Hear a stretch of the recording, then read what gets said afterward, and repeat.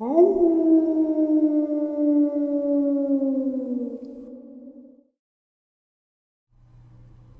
greetings and salutations, everyone. I hope everyone is doing well still, and welcome back to the second half. Before we get into it, a couple links. As you know, I rely on Patreon, PayPal, and my merch to help the channel to continue to grow and go. The links to Patreon and PayPal are in the description below, my merch displayed directly under the video. Also, Dogman Frightening Encounters Volume 1, 2, and 3, the audiobook versions. They were written and researched by Tom Lyons, narrated and produced by me, Jeffrey Nadolny. Those audiobooks are available on Audible, Amazon, and iTunes, the links to which are also in the description as well. And finally, last but definitely not least, if you'd really like to help support this channel to continue to grow and go, it's as simple as subscribing and clicking the like button, fast and free. Now, everyone, I have taken far too much of your time. Let's get on with today's second half, shall we? Well, guess what, guys? It's time for part 10 of Dogman, Bigfoot, Werewolf, and Wildman historic experiences in the media. Source: The Saturday Herald, Decatur, Illinois, USA, September 8, 1883. A roaming madman. Startling experience of a Illinois lady with a wild man. As naked as the day he was born, Centerville, Illinois, September 4th, 1883. A wild man, naked as Adam, has been roaming around the country in this vicinity for several days, causing intense excitement and consternation among the farmers' families.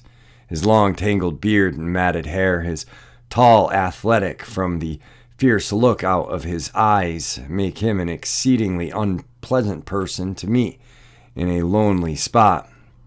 He is begrimed with dirt from head to toe, for he never gets a bath except when it rains or when necessity compels him to wade a creek in the search of prey. He was first seen by the wife of Dr. John Saltenberg, who lives about 3 miles west of this place. Mrs. Saltenberg was returning home shortly after nightfall and was near the Schlitzelried farm when the wild man crept stealthily out of the orchard, and when near the buggy made a rush to stop the horse. The lady gave the animal a frantic cut with the whip, and he bounded along the road at a furious pace.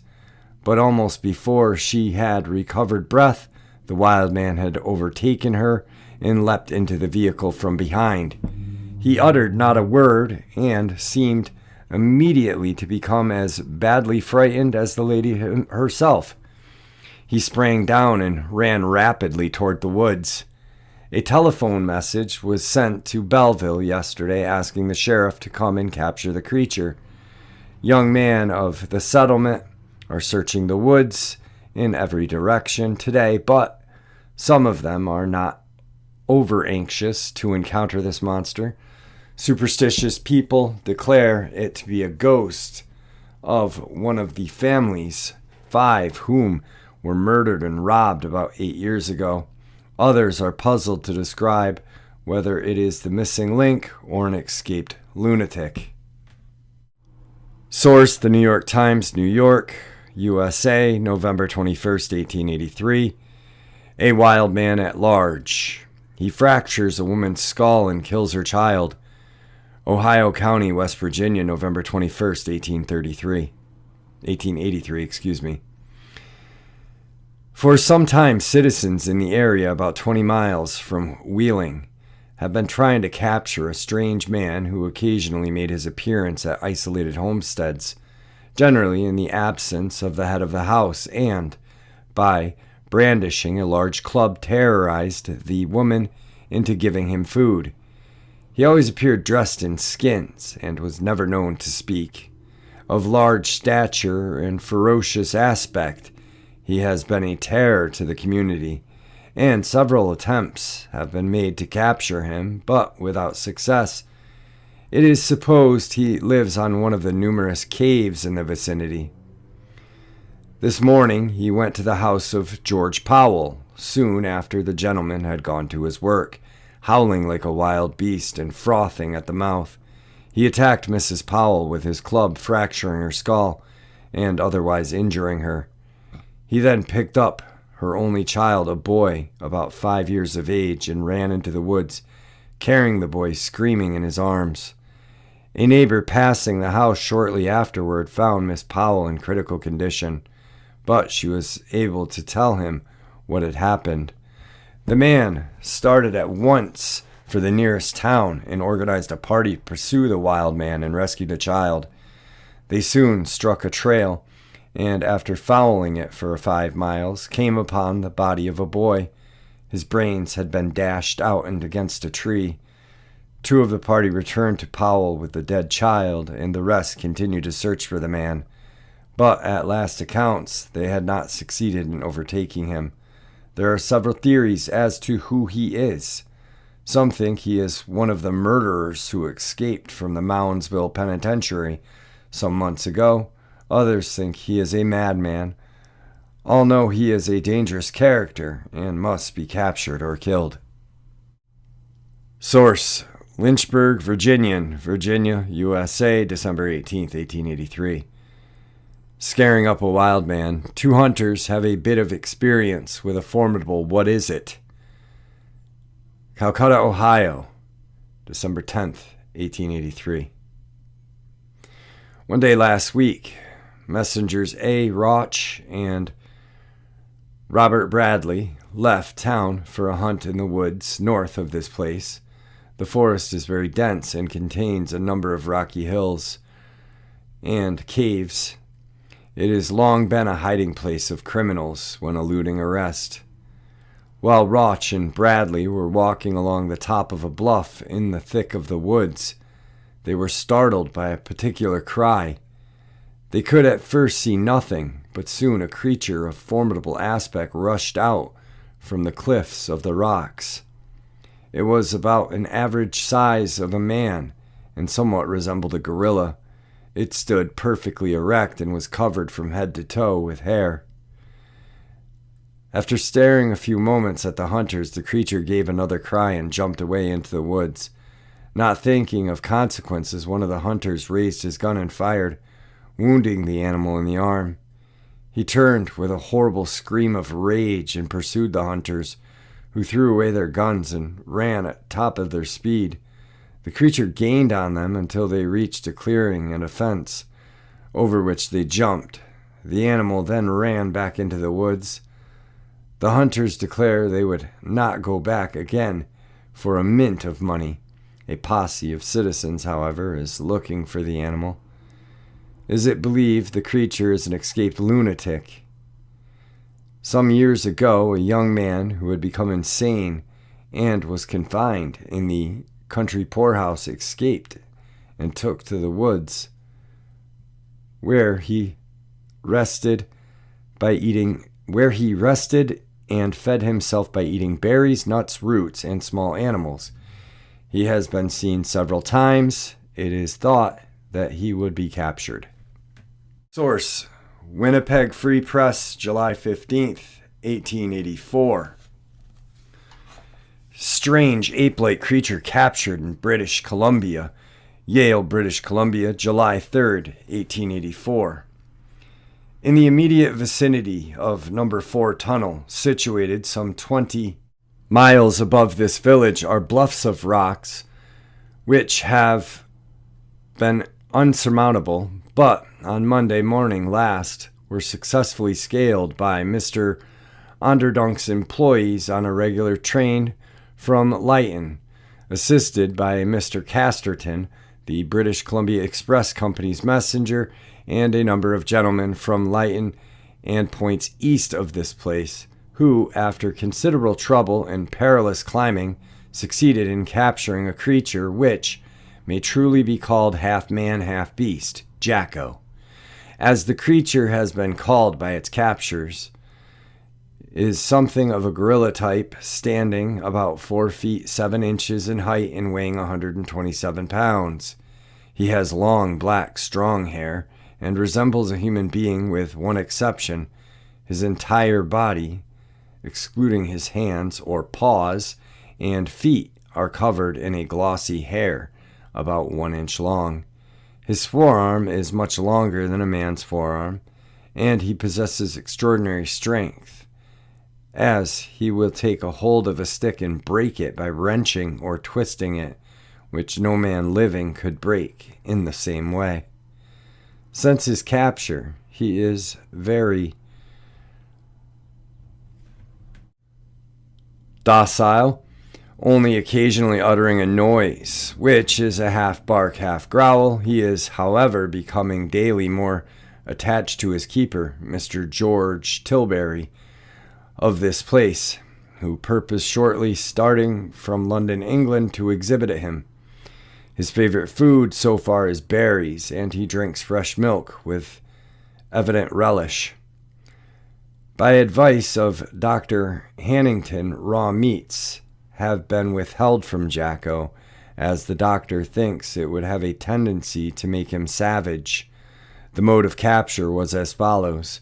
Ned Austin, the engineer, on coming in sight of the bluff at the eastern end of the No. 4 tunnel, saw what he supposed to be a man lying asleep in close proximity to the track, and as quickly as thought blew the signal to apply the brakes. The brakes were instantly applied, and in a few seconds the train was brought to a standstill.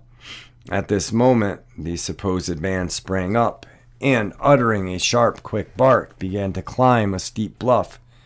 Conductor R.J. Craig and express messenger Clusterson, followed by a bagman and brakesman, jumped from the train, and knowing they were some 25 minutes ahead of time, gave immediate chase. After 5 minutes of perilous climbing, the then supposed demented Indian was corralled on a projecting shelf of rock, where he could neither ascend or descend. The query now was how to capture him alive, which was quickly decided by Mr. Craig, who crawled on his hands and knees until he was about 40 feet above the creature.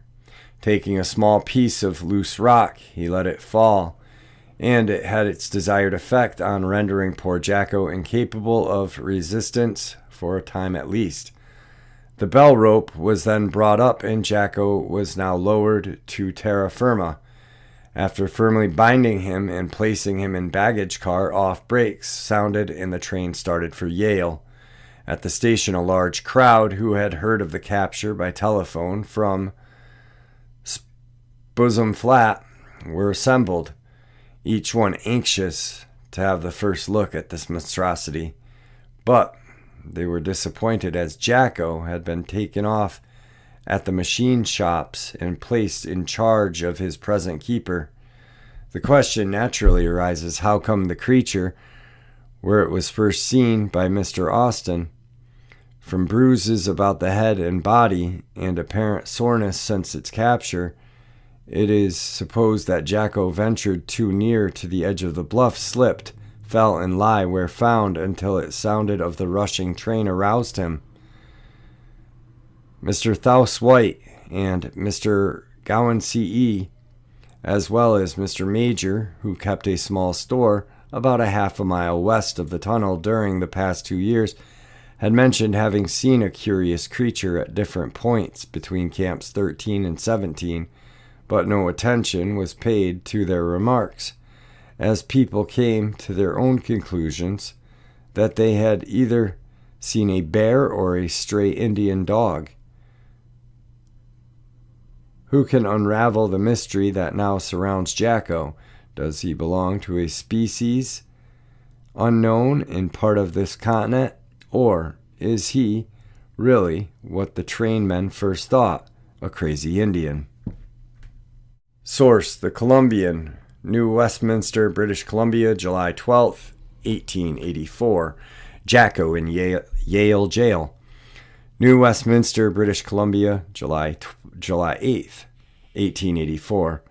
The wild boy, affectionately called Jacko, that was recently captured about 20 miles above Yale in the vicinity of the No. 4 tunnel, has now been taken to the city and is housed in the local jail, where he may be viewed by the curious.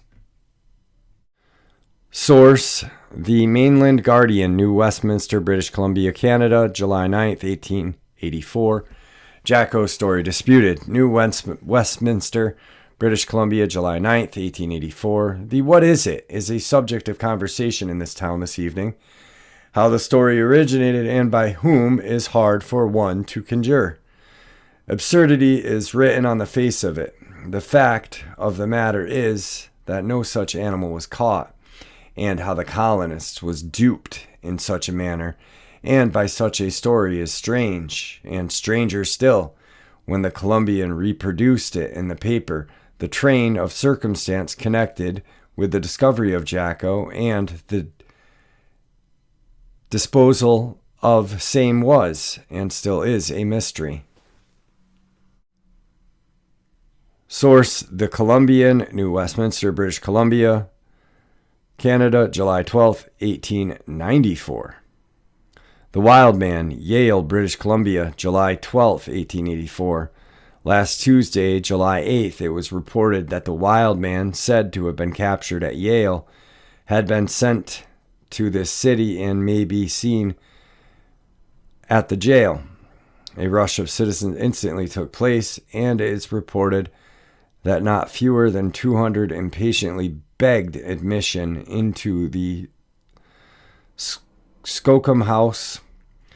The only wild man visible was Mr. Moresby, governor of the gaol, or jail, who completely exhausted his patience answering inquiries from the sold visitors. Source, The Oshkosh Daily, Northwestern Wisconsin, USA, July 28, 1884.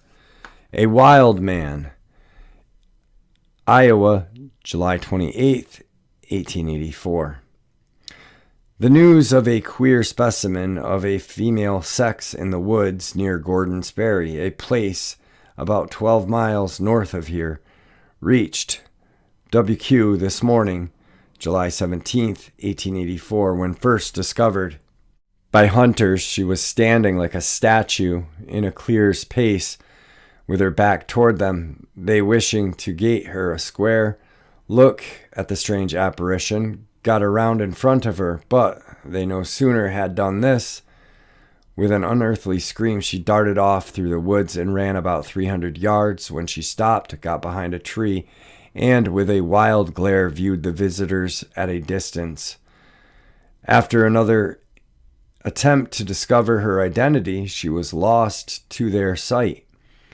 They explored the woods for over 2 hours, but were unable to discover any trace. The hunters described the strange creature as follows. She was apparently about 20 years of age, with sinewy form. A receding forehead and eyes were shown with an unnatural luster. Her hair, about 3 feet long and jet black, hung in disheveled locks over her shoulders and back. She was almost in a nude condition, and was minus shoes and stocking.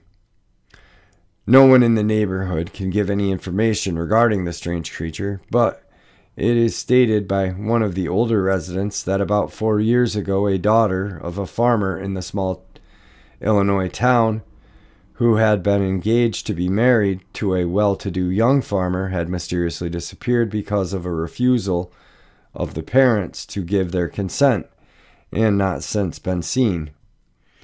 It is supposed that she lives on roots and herbs, and lives in some caves among the rocks. It is probable that an effort will soon be made to capture her. Alright guys, so I'm cutting tonight short because I have the interview with Sean Atwood tomorrow morning. I want to rest my throat, drink some more tea, and just get some rest so I'm rested up. I am feeling a little better. My fever wasn't as bad as it was yesterday. I think it broke finally, but I want to make sure that I'm at least 85% up for the interview. It really does stink because I've been dying to talk with Mr. Atwood for a very long time, and now my opportunity is here, and of course I'm sick. Go figure. But anyway, I hope you guys are enjoying these historic accounts as much as I'm enjoying sharing them with you. I find them very interesting. I just hope very soon that my throat is back to normal and I can just regain the